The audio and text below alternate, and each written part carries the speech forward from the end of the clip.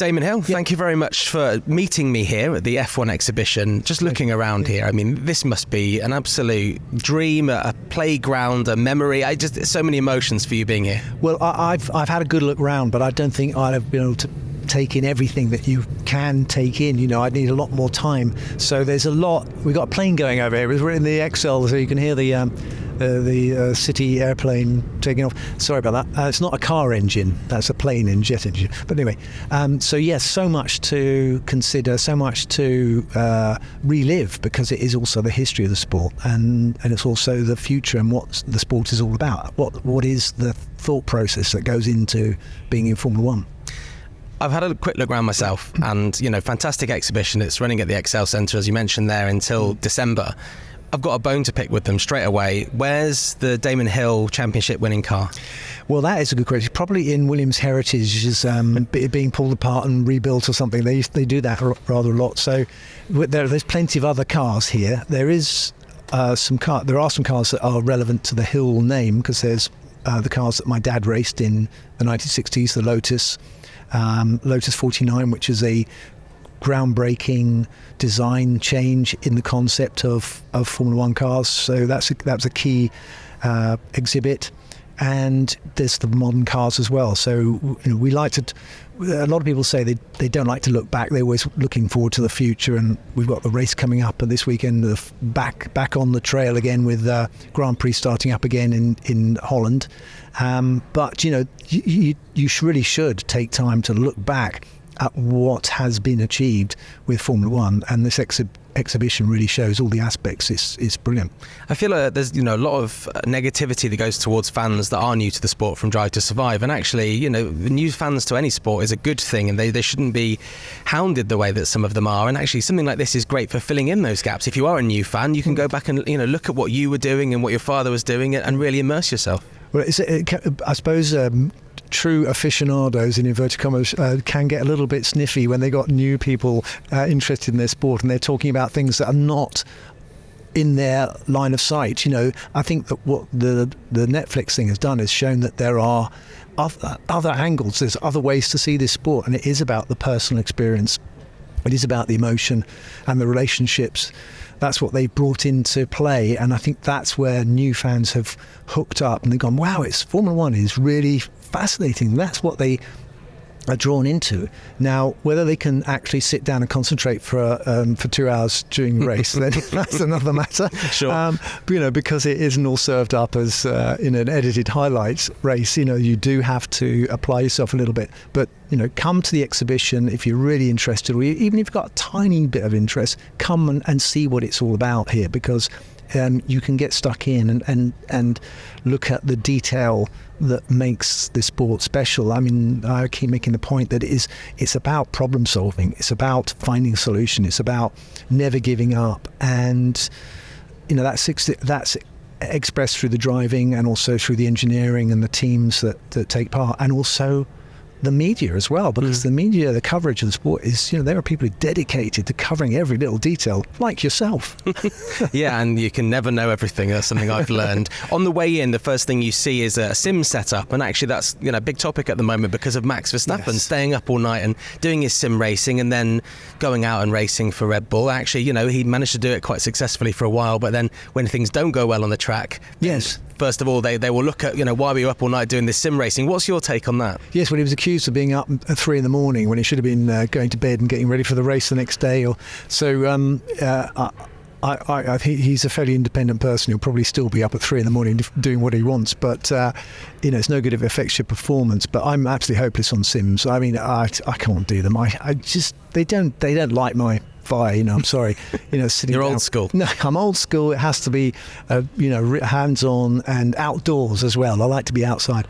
But they have got a reaction test here, which until recently I was quickest, and then a 14-year-old boy just beat me at it. So come and have a go at doing a reaction test over there, which is obviously when the lights go out it's how quick you can get that car off the line as well. So that's a good little toy. Quite worrying. I probably won't try that one myself. While we're on top of the Max Verstappen situation at the moment, we're seeing that rivalry with Lando Norris kind of take a new turn and get a new life into it. And we obviously enjoyed watching your rivalry with Michael back in the days. What do you make of that rivalry? Do you think that Formula One needs this rivalry to sort of take over from the Hamilton-Verstappen rivalry that's kind of subsided more recently? I think it is about rivalry. I think it is about stories. I think it's about the tension that you get when you get two people fighting for the same space, or three people fighting for the same space. That you can't have two winners. There's only one guy who's going to, or girl, if we can get another girl into Formula One, then it is very, very precious. I mean, I know that I won a world championship, and I know the difference between having a world championship and not having one, or winning a Grand Prix. You're different. You're in a different category, or a rarer and rarer category. The more of those things you can acquire. So people want them very, very badly, and they put a lot of time and effort into getting them, and they're not going to let this other person just take it away from them very easily. Do you think it's still Max this year, though? I think it's going to be more than likely. I think that the trouble is there have been opportunities that have gone missing already. So to close that gap, you're going to need to dominate. But I honestly put my hand in my heart. I don't honestly know whether someone's not going to be able to find that advantage, and they might start dominating. They might close the gap. They might overturn it even. Yeah, stay watching Formula One. That's the beauty of it. That's the beauty of it. We've seen people dominate, and obviously, again, Michael dominated back in the day, and then it's gone on to Sebastian, and then we've had Lewis, and now we've had Max. And actually, with all the different winners this year, that's been exciting as a fan. And coming back this weekend after the summer break, it gives us a new bit of life. Obviously, Lewis has won 2 out of the last 3 races. Yes. What do you make of this move to Ferrari? Obviously, you moved teams a few times in Formula One, especially after you were a champion.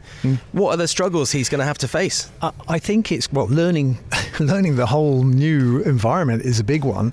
I don't know how his Italian is, but I don't think it necessarily has to speak Italian. The English is usually the first language in these teams when it comes to race tactics and so forth, talking to drivers. But I think he'll love it. I think it's going to be great for the sport. I think it'll be stimulating for him.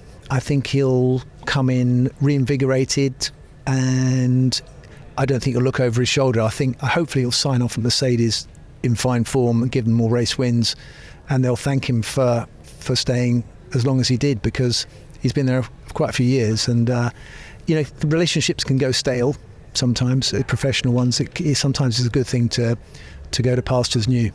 Knowing that he does tie the record for championships with your great rival, and him being a fellow Brit, do you kind of hope that Lewis wins that 8th World Championship? Well, you can understand. I would prefer that a Brit was at the top of the tree in that department. But so Lewis, I was rooting for him. But the anomaly of Abu Dhabi and the tantalising lost championship, wouldn't it be great if he could recover that in a Ferrari? That would be a tremendous story. It would be a fantastic story. Finally, from me, one of your former teammates has had a bit of news himself, Ralf Schumacher, in the last few weeks. He's come out and been open about his sexuality, and that's great for inclusivity in the sport. Have you spoken to him? Have you had a conversation with him? I haven't had a long conversation, but I was teammates with Ralf, and I always felt that he felt slightly uncomfortable about things. So I think if he has, if he's found fulfilment in making that announcement, then and all the best to him. And I think that everybody is absolutely accepting and welcoming of his decision to be open about his sexuality, and we don't have a problem. I mean, 'cause most of this is probably. I can't imagine what that'd be like to have to come out or do anything like that. It must be very difficult to admit that, but all credit to him, because it's a courageous thing to do. But everyone has moved on. Everyone goes, fine, that's okay, Ralph. And I've shook his hand and swore him in. Where was the last race? I can't remember. Spa, was it? No. But anyway, I think it was Spa. Yes. And I just said, doesn't bother me, mate. Whatever. Still the same person. Yeah, it's great stuff. Well, look, this weekend, obviously back at Zandvoort, this exhibition here a little bit longer than this race weekend, here until December. If I have to push you for one race winner that's going to win this next race this weekend, Damon? Listen, Max dominated last year. Well, he did a fantastic job last year at Zandvoort in difficult conditions. He's going to be under more pressure, I think, this year. So we shall see some very tense moments, and he's on his home soil, so there'll be a tremendous celebration as well. The Dutch know how to celebrate, so we will not be able to hear ourselves think from dawn till dusk for 3 days.